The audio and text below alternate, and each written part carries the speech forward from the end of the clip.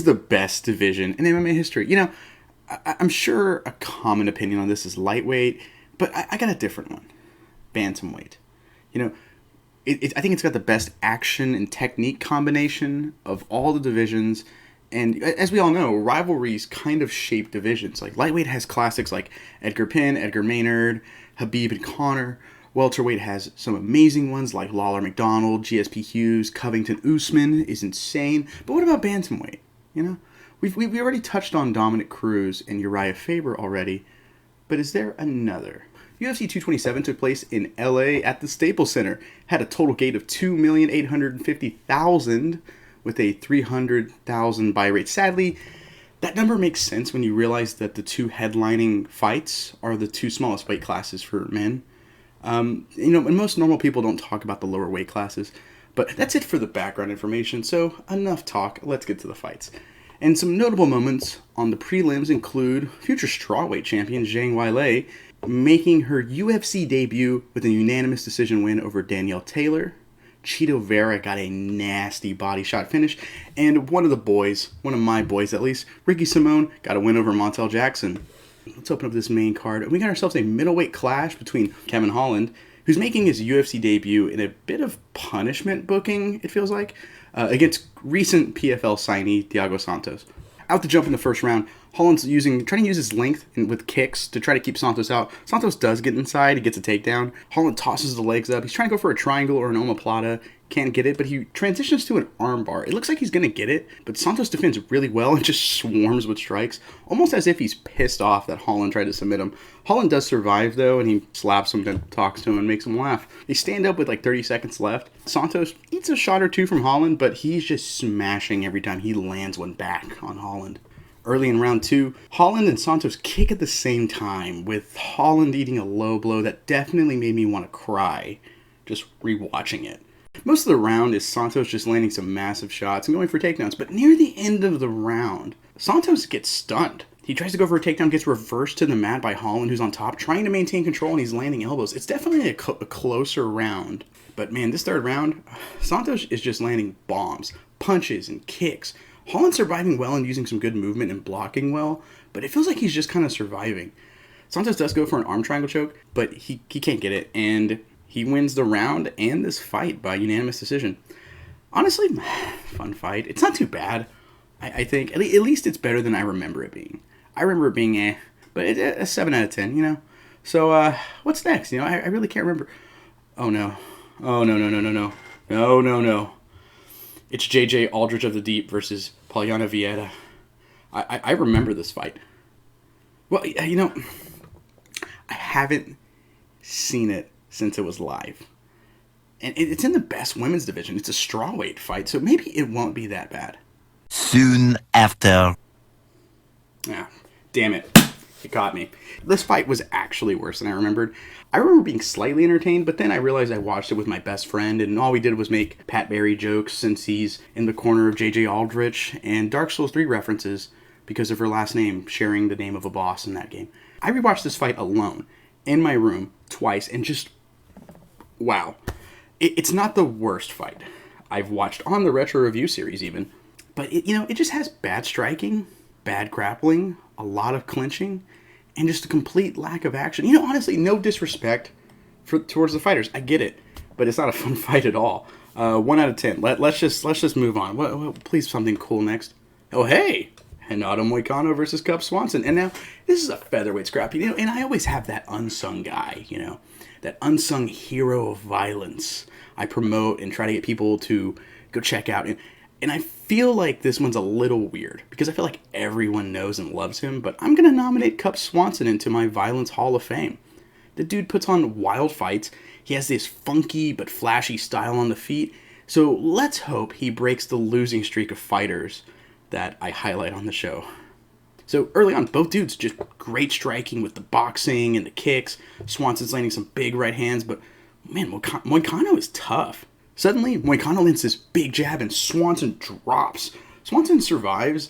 They get back to their feet and he gets another takedown and he's now on top and he's just moving through all these defensive measures and the guards, and it just feels like the inevitable is coming.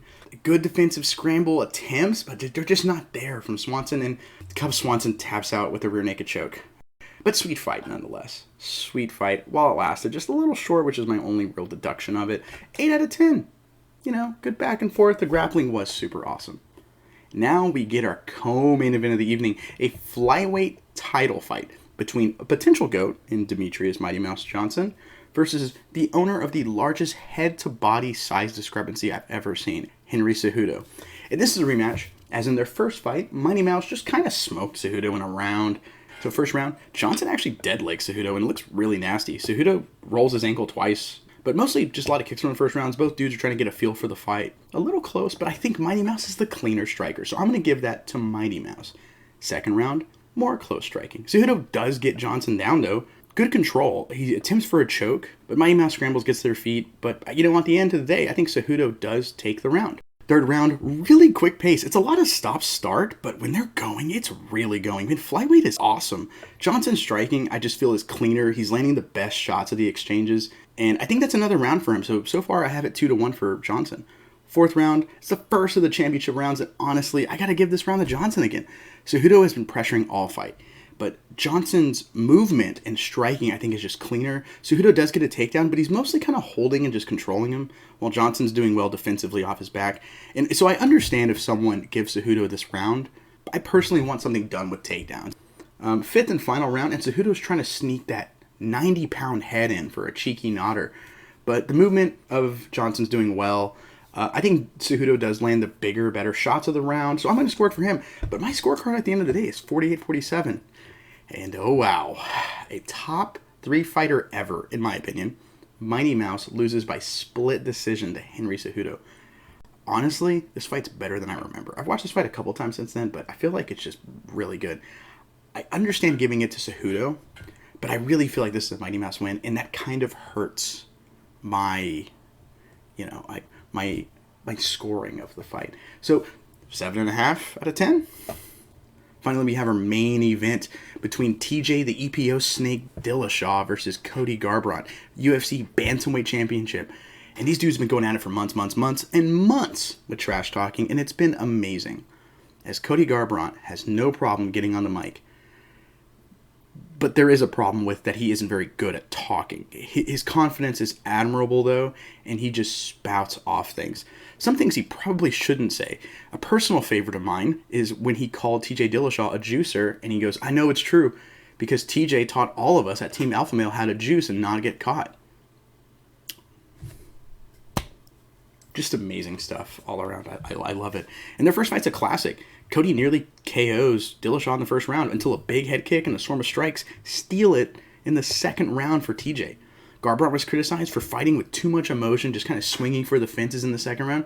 So is he going to adjust that for the second fight? No, not at all. Out the gate, they're tossing kicks back and forth. And like the first fight, TJ's moving really well. Garbrandt is showing some restraint for now. They both land big right hands at the same time, which is cool, but for the most part, TJ's striking on the outside, using feints, trying to get some kicks. Eventually, Garbrandt just says, being patient is for wusses, and throws a bomb. It catches TJ off balance as he was throwing a kick at the same time. After the slip, he recovers. He goes for a ducking right hook that lands clean. Garbrandt, with no head movement, throws another right shot just right back at him. Rinse, repeat. Yeah, this happened twice. TJ swarms. Then he resets the pace. He doesn't want to make this a big brawl firefight. And Cody is just loopy. He's clearly almost out on his feet. Cody goes for another right hand into a takedown. Instantly gets caught with a big counter right hand, a big swarm, and a big knee, and then some follow-up punches. And that's the fight. Crazy finish. Fun fact. TJ Dillashaw was on so much EPO here, he could bench press an elephant. Or Cejudo's head. I had to get one more in there. I prefer the first fight for the drama, but I do think this is a really good fight. So I'm going to give it an 8 out of 10, And my final thoughts on this whole card, it's fine. I think the main problem is the first two fights. Like, the opener isn't bad. It's just really slow because both dudes kind of blow their gas tank out and then go back to 100 miles an hour for 5 seconds and then blowing out their gas tank. And the second fight, anyways. But after that, the card does pick up. The featherweight and the bantamweight fights are a little short. And Sahuto Johnson is great. But I think that decision kind of muddies the waters for me personally. I'm curious what you guys think. Overall, though, I'm going to give this card a 6 out of 10. I'm not blown away by anything on the card, and I really like the main event and the co-main event. The Waikana fight is super solid, like I've said before. It just feels too short, and I prefer something a little bit more drawn out.